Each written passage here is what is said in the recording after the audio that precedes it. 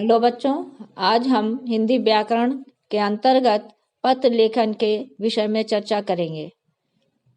तो सबसे पहले हम पत्रों के महत्व के बारे में आपको बताते हैं।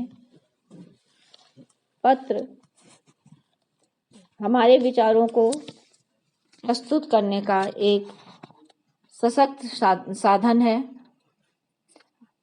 वैसे तो हमारे पास आज के समय में बहुत से ऐसे साधन हैं जिनके द्वारा हम अपने जानने वालों, अपने सगे संबंधियों से अपने विचारों का और संदेशों का आदान प्रदान करते हैं, जैसे फोन, लैपटॉप आदि। किंतु औपचारिक क्षेत्र में जिनके बारे में हम व्यक्तिगत रूप से नहीं जानते हैं, उन तक हमें अपने विचारों को पहुंचाने का एक माध्यम पत्र ही है। इसीलिए पत्रों का महत्व बढ़ जाता है। अब हम पत्र लेखन की महत्वपूर्ण विशेषताओं पर चर्चा करेंगे। सबसे पहले सरलता। पत्र की भाषा सरल होनी चाहिए, समझ में आनी चाहिए और ग्रहणशील होनी चाहिए, जिसको पढ़ करके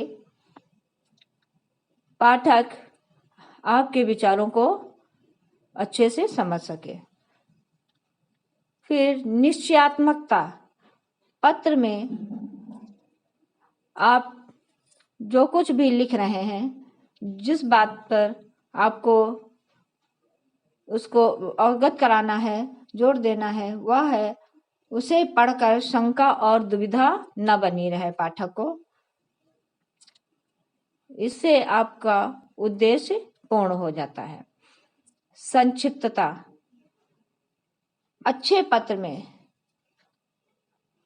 बहुत सी बातों को इस प्रकार लिखा जाता है, कम से कम शब्दों में लिखा जाता है, लेकिन ऐसे शब्दों का चयन किया जाता है जिससे कि पढ़ने वाला आपकी बात को पूर्ण रूप से समझ सके।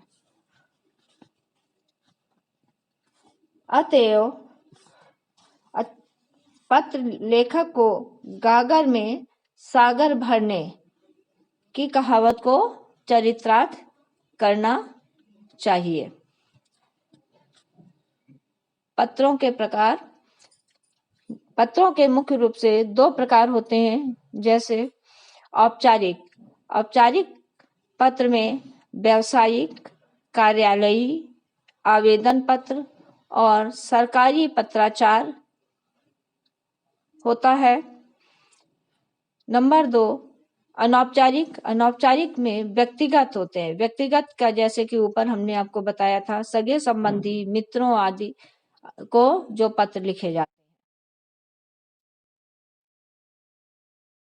हैं। अब हम आपको पत्र आरंभ और समाप्त करने की एक तालिका दिखा रहे हैं, जिसमें पत्र को कैसे आरंभ करेंगे, उसके समापन में क्या लिखेंगे, वो दिखा रहे हैं। जैसे व्यक्तिगत पत्र, यदि पिता अपने पुत्र को पत्र लिखता है तो सबसे पहले संबंध लिखेंगे, फिर अभिवादन अर्थात जो पुत्र को संबोधन लिखते हैं लिखेंगे, प्रिय, आयुष्मान आदि। पत्र के अंत में तुम्हारा पिता शुभेच्छु आदि लिखते हैं। इस प्रकार हम बड़े भाई को पत्र लिखते हैं, मित्र को पत्र लिखते हैं, या किसी और भी सगे संबंधियों को लिखते हैं, तो इसी प्रकार से हम लिखेंगे। नंबर 2 अनौपचारिक पत्र। अनौपचारिक पत्र में, व्यावसायिक पत्र में यदि हम पुस्तक विक्रेता को लिख रहे हैं तो सबसे पहले हम उसका लिए अभिवादन में प्रिय महोदय और अंत में भवदी या आपका आदि लिखेंगे।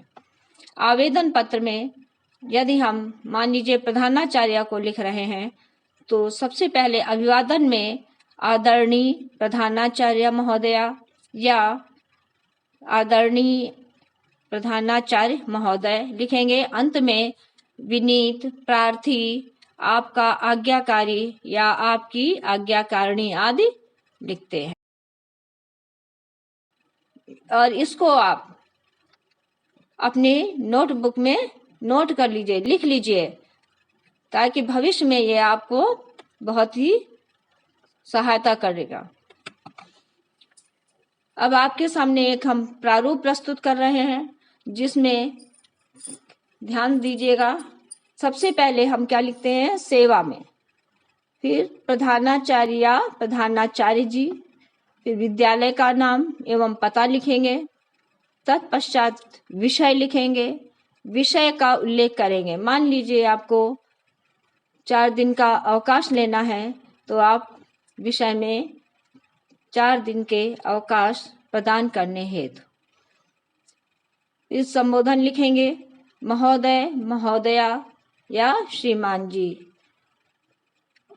पत्र का मुख्य भाग मध्य भाग होता है, जिसमें हम विस्तार या कारण लिखते हैं, मुख्य विषय लिखते हैं।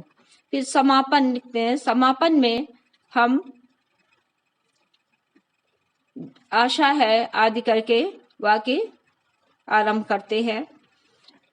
धन्यवाद में मैं आपका आभारी रहूंगा, धन्यवाद आदि लिखते हैं। अंत में आपका आज्ञाकारी शिष्य, आज्ञाकारी शिष्या तथा अपना नाम, कक्षा, वर्ग एवं अनुक्रमांक। अंत में दिनांक लिखते हैं। ये दिनांक कभी कभी विषय के ऊपर भी लोग लिख देते हैं। अब एक हम उदाहरण प्रस्तुत कर रहे हैं, जिसको आप ध्यान से पढ़ लीजिए। इसको आपको अभ्यास पुस्तिका में लिखने की आवश्यकता नहीं है, किंतु एक PDF दे रहे हैं, उसको आप कॉपी में नोट कर लीजिए। धन्यवाद।